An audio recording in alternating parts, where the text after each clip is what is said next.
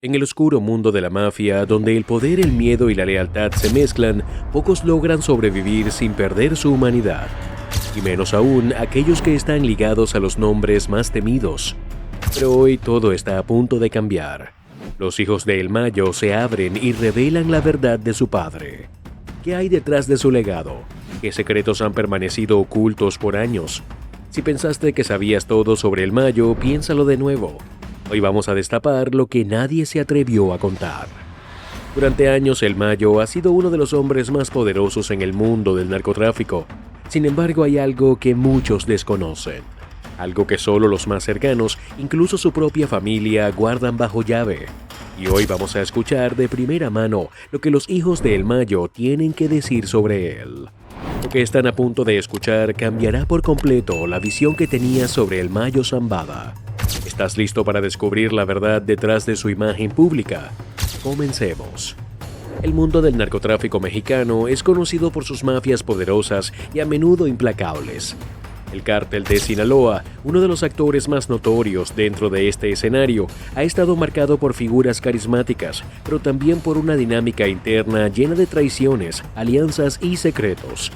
Uno de los episodios más fascinantes dentro de la historia de esta organización criminal es la implicación de Vicente Zambada Niebla, conocido también como el Vicentillo, hijo del famoso capo Ismael El Mayo Zambada. Su historia es un testimonio de la complejidad de las relaciones dentro de estos cárteles y cómo en ocasiones el destino de un miembro de tanto alto perfil no está completamente determinado por su lealtad, sino por las circunstancias que lo rodean. Vicente Zambada Niebla nació en el seno de una de las familias más poderosas del narcotráfico mexicano. Su padre, Ismael El Mayo Zambada, ya era un prominente líder del cártel de Sinaloa cuando Vicente era solo un niño. Desde pequeño, Vicente estuvo expuesto al entorno violento y al poder que emanaba de su padre y sus aliados. Su niñez estuvo lejos de la normalidad de un hogar común. Creció rodeado de lujos, pero también de peligros constantes debido al negocio en el que su familia estaba involucrada. Pero en lugar de ser una figura distanciada del mundo criminal, Vicente fue preparado para asumir, desde temprana edad, roles dentro de la organización. La introducción de Vicente al cártel no fue gradual, sino más bien abrupta. A los 21 años, tras la muerte de un lugarteniente importante del cártel, Vicente fue lanzado al frente de las operaciones, un bautismo de fuego que le permitió probar su capacidad para gestionar el negocio de las drogas. En 1996, cuando el lugarteniente Javier Díaz fue asesinado, Vicente se encargó de garantizar que un cargamento de 1.600 kilogramos de estupefacientes llegara a su destino en Cancún, con la precisión que requería el negocio.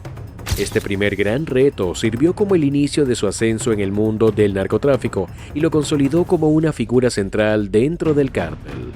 El éxito en esa operación trajo consigo el respeto y la confianza de su padre, Ismael Zambada, quien vio en su hijo un sucesor natural.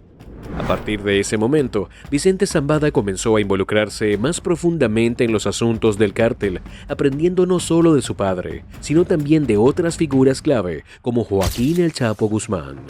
La relación de Vicente con El Chapo comenzó a fines de los años 80, cuando su padre y Guzmán se asociaron para consolidar aún más el poder del cártel de Sinaloa. Esta conexión entre las dos familias se mantuvo fuerte, incluso cuando El Chapo fue detenido en 1993 y posteriormente liberado en 2001 de manera espectacular, en una fuga que también involucró a Vicente Zambada. La fuga de El Chapo en 2001 se convirtió en un punto de inflexión crucial para el cártel. El evento estuvo rodeado de misterio y especulación, pues los rumores apuntaban a la complicidad de altos funcionarios, incluidos el director del penal de Puente Grande y hasta el presidente de México en ese momento, Vicente Fox.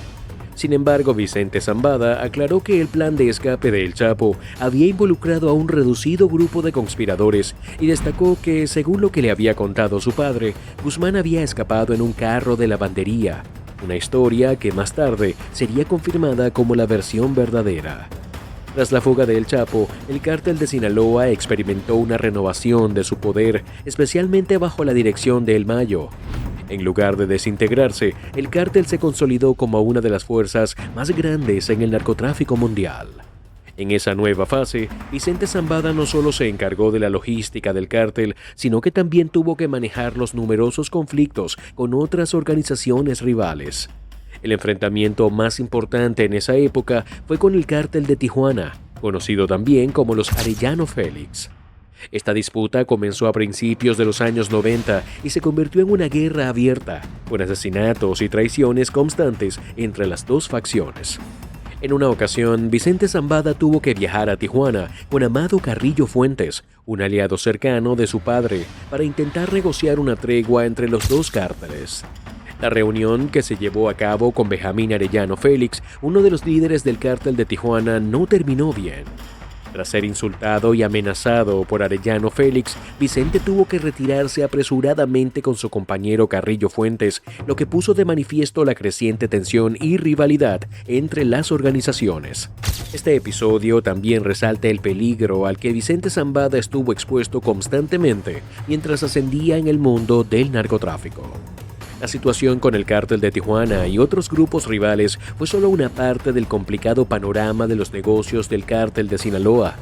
Vicente, al igual que su padre, se involucró profundamente en las disputas internas y muchas veces sirvió como mediador entre las facciones del cártel.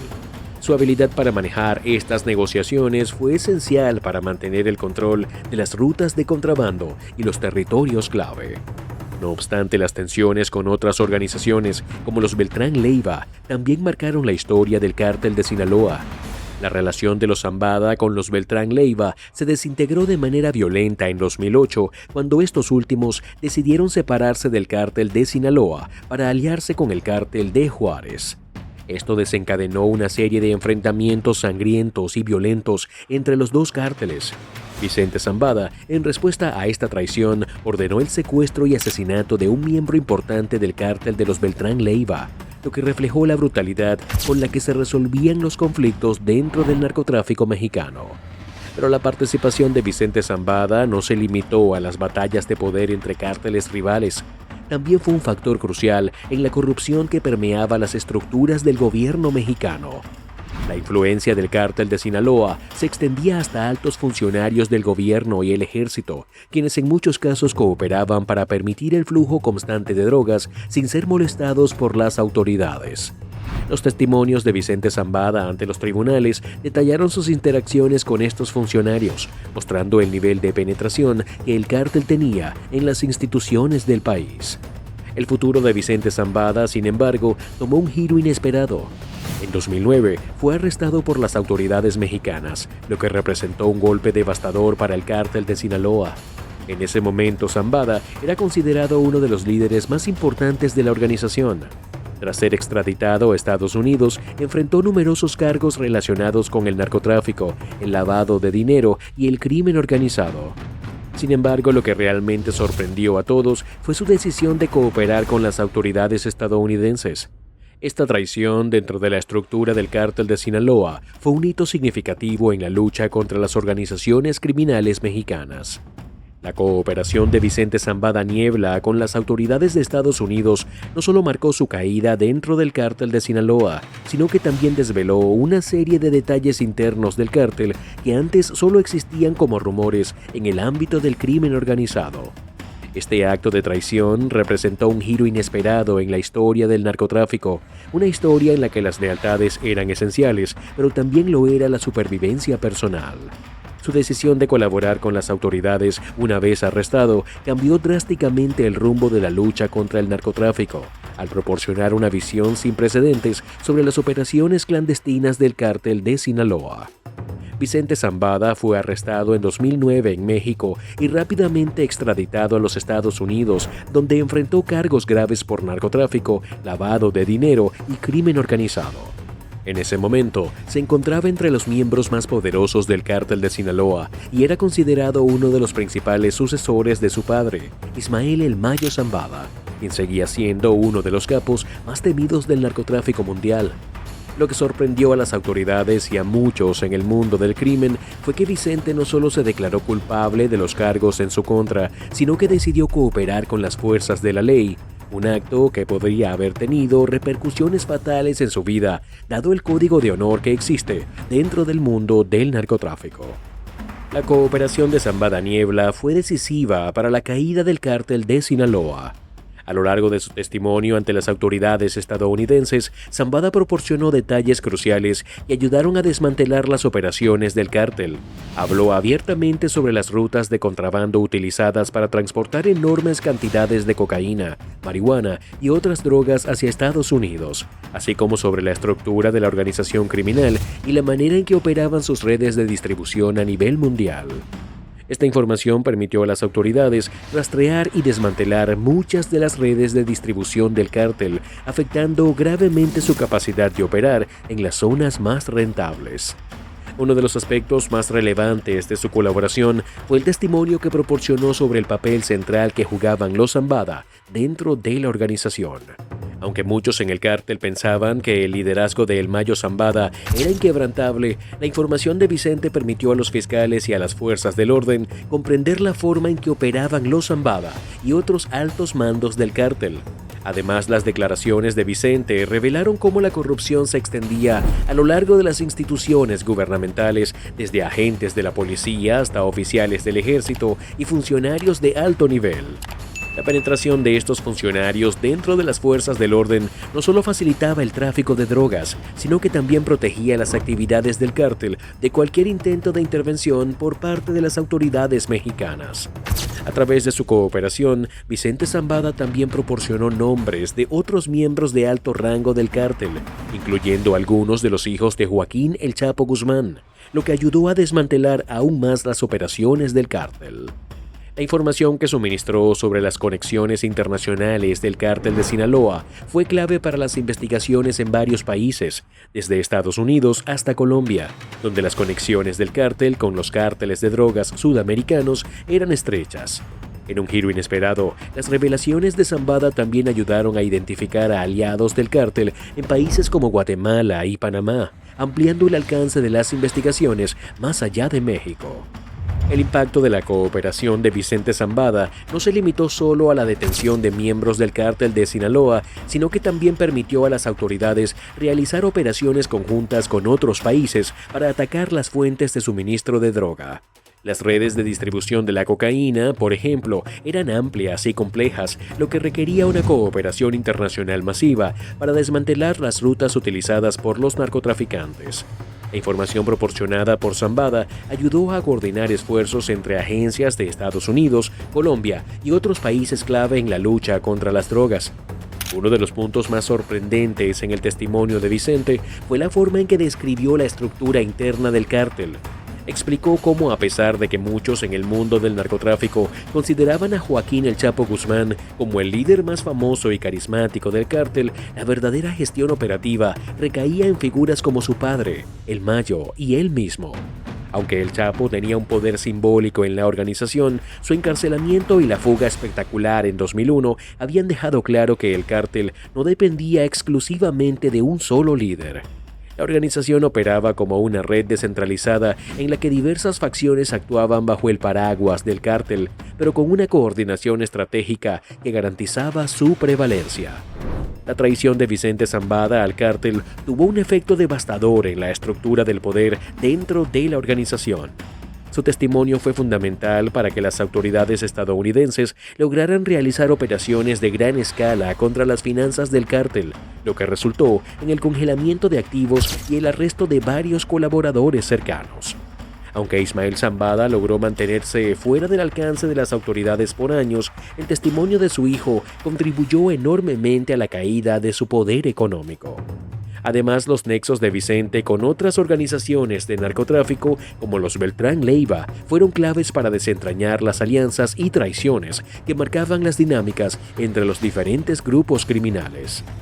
Por otro lado, la cooperación de Zambada no fue un proceso fácil ni libre de conflictos. Aunque se encontraba protegido por las autoridades estadounidenses, siempre estuvo bajo el constante riesgo de represalias, tanto por parte de sus antiguos aliados dentro del cártel de Sinaloa, como por sus rivales. El hecho de que Zambada hubiese tomado la decisión de cooperar con el gobierno estadounidense implicaba que ya no podía regresar a México sin poner en peligro su vida.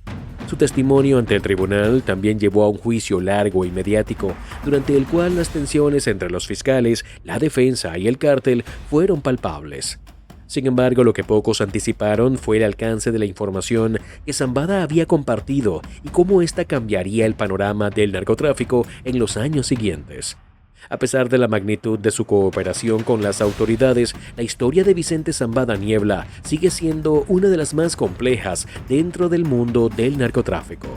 Su participación en el cártel de Sinaloa, su ascenso dentro de la estructura organizacional, la relación con su padre y su decisión final de colaborar con las autoridades estadounidenses representan una narrativa de lealtades rotas, traiciones familiares y decisiones que transformaron de manera irreversible el curso de la lucha contra el crimen organizado.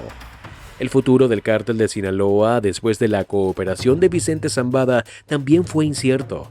Aunque la detención de varios miembros clave afectó gravemente las operaciones del cártel, otros como Ismael El Mayo Zambada lograron mantener su influencia y continuaron operando en las sombras. La información que Vicente proporcionó permitió a las autoridades dar un golpe contundente al cártel, pero la estructura descentralizada y la capacidad de adaptación del grupo criminal aseguraron su permanencia en el mercado del narcotráfico.